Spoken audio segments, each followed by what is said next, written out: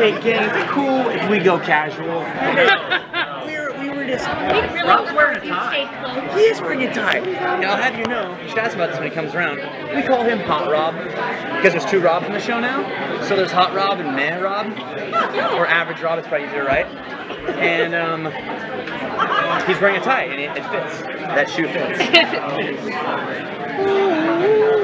feel like I'm holding forth. Like a Best Buy commercial. So what's the best way to do this? Do you all pull each other's questions? So should I like talk to the group, or should I stay with whoever asked it? Bounce around, I'm gonna leave. Yeah. Did you get this camera from a Hallmark event? Somebody did, and I bought it off there. Well played. Okay, sorry, your question. iZombie, what was the appeal?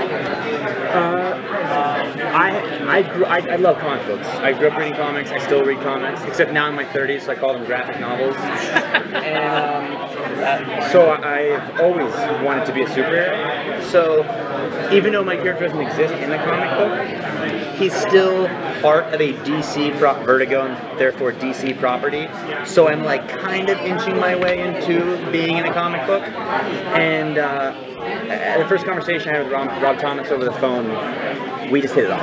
And I think we maybe got like 4 or 5 minutes into the phone call before we were talking about like, because I'm her ex-fiance, we're kind of former lovers, so I'm like, do zombies have sex? Like, what's their love life like? And like, he's talking, he's like walking to an airport, I'm like, this is the most absurd conversation. We're gonna be best friends. Yeah.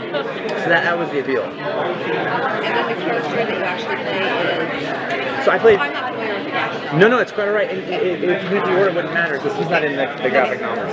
Major Lilywhite is the name of my character, and he plays Liv's ex-fiance.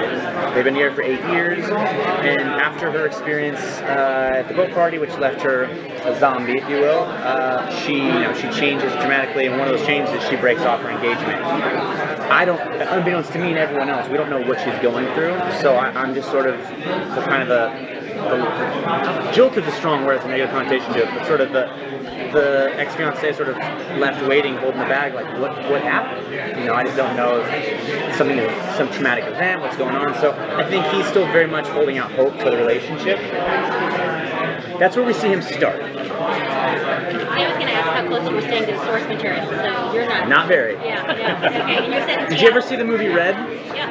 Have you read the comic book Red? Yeah. So... Then you know what I'm talking about. Which I appreciate, because I think, judging by that laugh, we're all sort of geeky a little bit. Because like anybody who's like in it is like, what happened? Red? That's not the book at all. It's like, yeah. They took the kind of the core idea and the title. You know. And you're set in Seattle. We are. But you film in Vancouver. Correct. So had you actually read the graphic novel before you signed on to do the show? You see that he did this around graphic novels. For all these print interviews, I wanted to be noted that the interviewer just air finger quoted graphic novel, making this subject feel very uncomfortable. This man-child feel very, very uncomfortable. I was aware of the comic, just because I spent a lot of time in comic shops. I had never read it, but then once it came around, I went to the local shop and I picked up the first 2 volumes of the graphic novel. But I did that actor thing where like all I did is I'm like thumbing through, like looking for the name Major and a guy who could kind of fit my build. I'm like, there's a ghost girlfriend, there's like a were-dog guy. I'm like, what the hell? 2 books, and I finally am like, hey man, looks at my character like, oh yeah, we created him. Still a guy in a DC property. I'm gonna take it. Creating him and not having as much source material, is it a collaborative effort? Is it something you're able to kind of put your thoughts and ideas into too? It is. I think the majority of the broad strokes happen with Diane and Rob.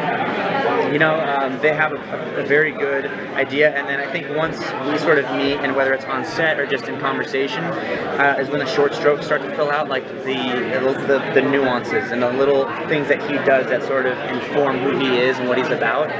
So, you know, they came in and they knew that this was a guy who's been with her for, thank you so much. Oh, you're the best. Let it be known that Jessica Biel just brought me a Diet Coke. I didn't even look her in the eye when I said thank you. So yeah, like they knew like, okay, he's the ex-fiance, he's still in love with her. Originally he was going to be an environmental engineer, and it's gone through several manifestations. Now he's going to be a social worker. Ironically, one thing that's funny is because the name Major was a cute guy at Diane's high school she had a crush on, and Lilywhite is one of Rob Thomas's favorite collegiate football players. That's the name. And so I'm a college football player, so when the news broke I've been cast in this, all they said is like, hey, Rob Buckley's playing Major Lilywhite, Liv's ex-fiance who played college football. That's so arbitrary. Like, and by the way, he was vegan 6 Christmases ago, and you're like, what? So.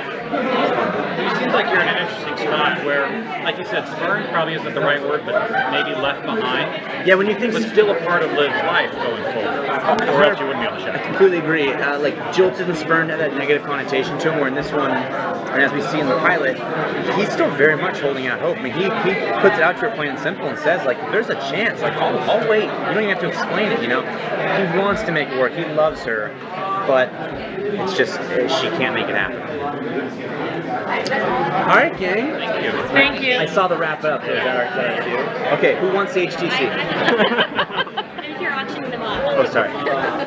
Thank you very much. Thanks, Rob.